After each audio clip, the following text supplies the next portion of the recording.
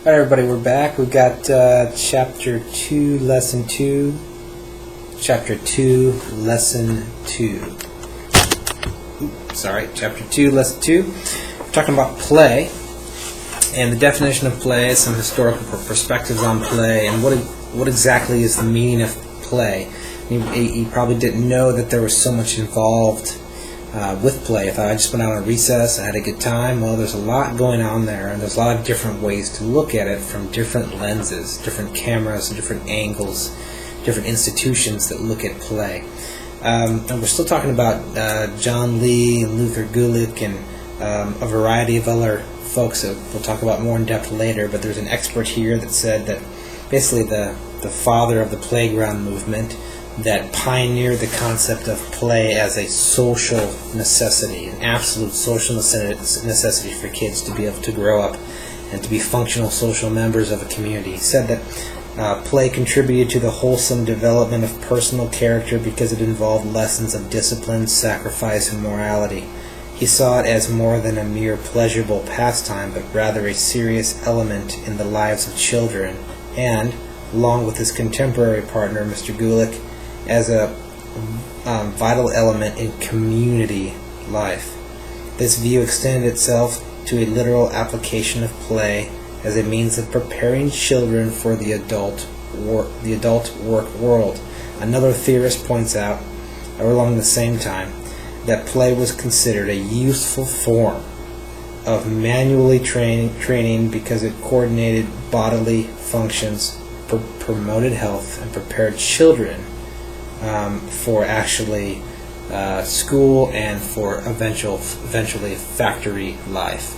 And obviously the time period was kind of some on-the-job training there.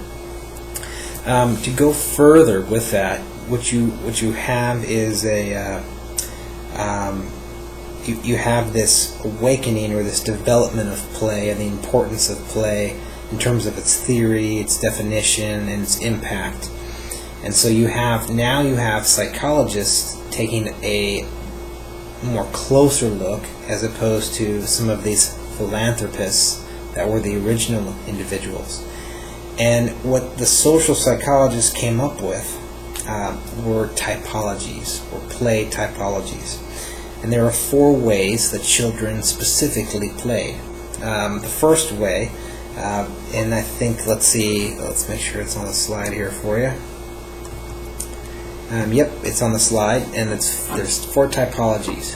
And the first way, this Agon way that folks play, the kids play, is for a competitive experience or a competitive nature. The second, Aliyah, is this game of chance, kind of this gambling type of a play experience where you don't really know who's going to win. It's by fate or chance.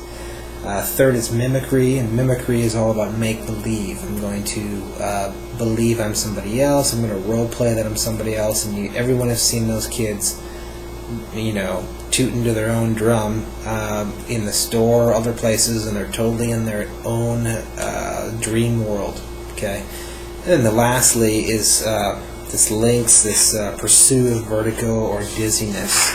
And this happens when the kids spin around and spin around and spin around until they fall down, or they swing and swing and swing until they get dizzy and etc. And they really enjoy that. Adults do that too, but they do that a little differently.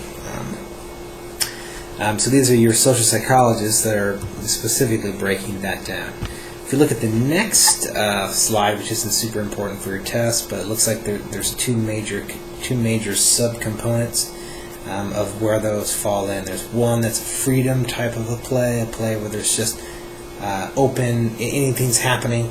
And then the second type of play is more calculated, like an activity or a game, where there's rules and guidelines and possibly competition.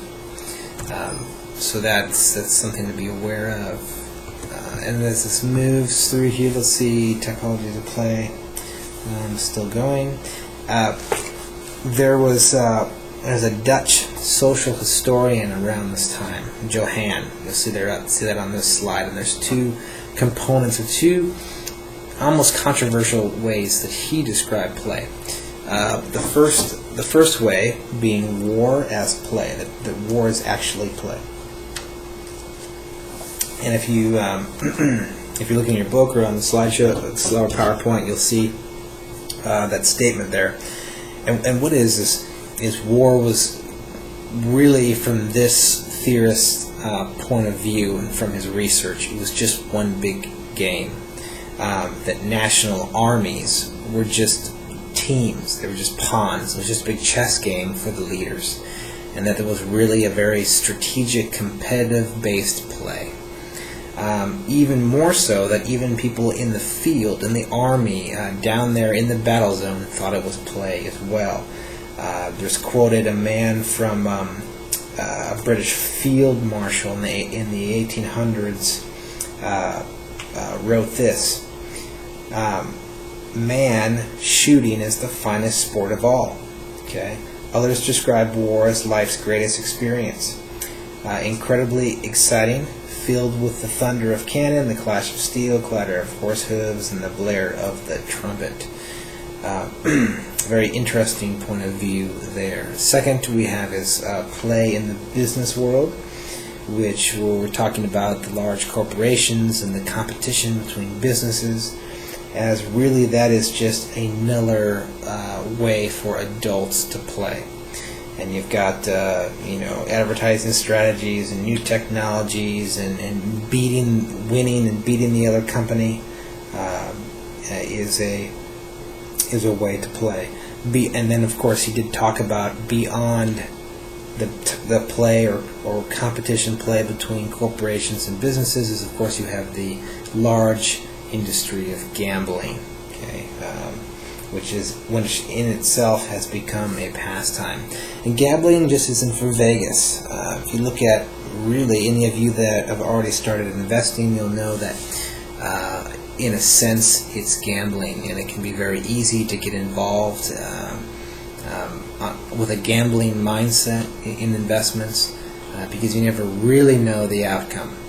You can analyze it, and you can have good feedback, and you can have some good indicators, but chances are you're still gambling to some point with your money. Okay, good. So let's see where we're at. PowerPoint went a little too fast there. And let's look at next slide. I'm not sure this is quite yet. Play and personality development. And so we're still in the early 19th century here. You're having people analyze play in children, play in adults, etc., etc. And a child psychologist came up with this theory: is that play and personality development. Play, as we are beginning to understand, is the way the child learns what no one can teach him. It is a way he explores and orients himself to the actual world of space and time, of things, animals, structures, and people. Through play, he learns to live in our symbolic world of meaning and values, of progressive striving for deferred goals, and at the same time exploring and experimenting and learning in his own individual way. Through play, the child practices and rehearses endlessly the complicated and subtle patterns of human living and communication which he must master if he is to become a participating adult in our key emphasis social life. Very good statement. Well, very well said of what the importance of how children develop.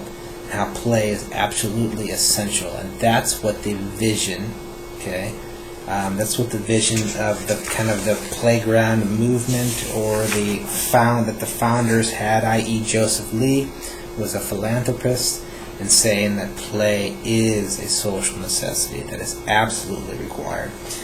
We also have some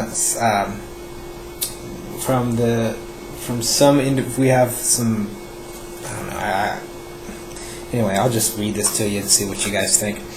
But it's the Sigmund Freud's take on play. And if you've been in Psychology 101 or you're a psychology major, you know a little bit about this guy. And so some of this stuff was a bit controversial with the way he ran his life and how he viewed ladies and how he viewed the world.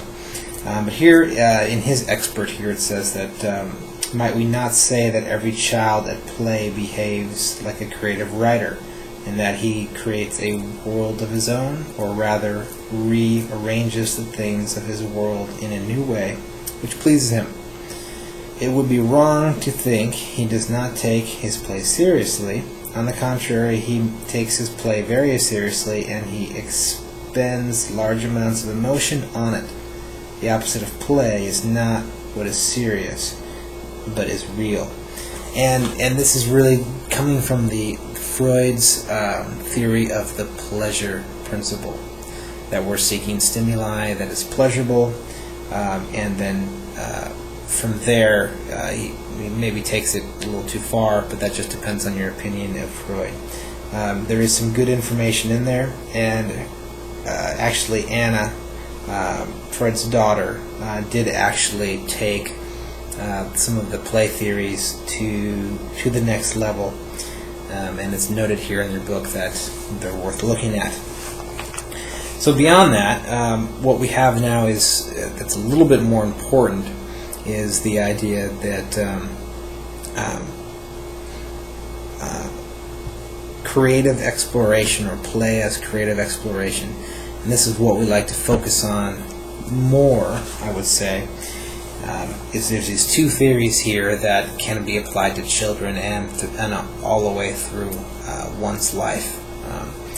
And the first one, which I would say both of them folks can relate with, but the first one, if you look at it, is called the stimulus arousal theory. Stimulus arousal theory. And this theory has held its weight, and it's the approach that there are many stimuli that you seek, and you seek stimuli, and you have a need for excitement, risk, surprise, and pleasure. You're seeking stimuli for the need for excitement, risk, surprise, and pleasure. This is what you're trying to gain. This is what you're looking to get out of it.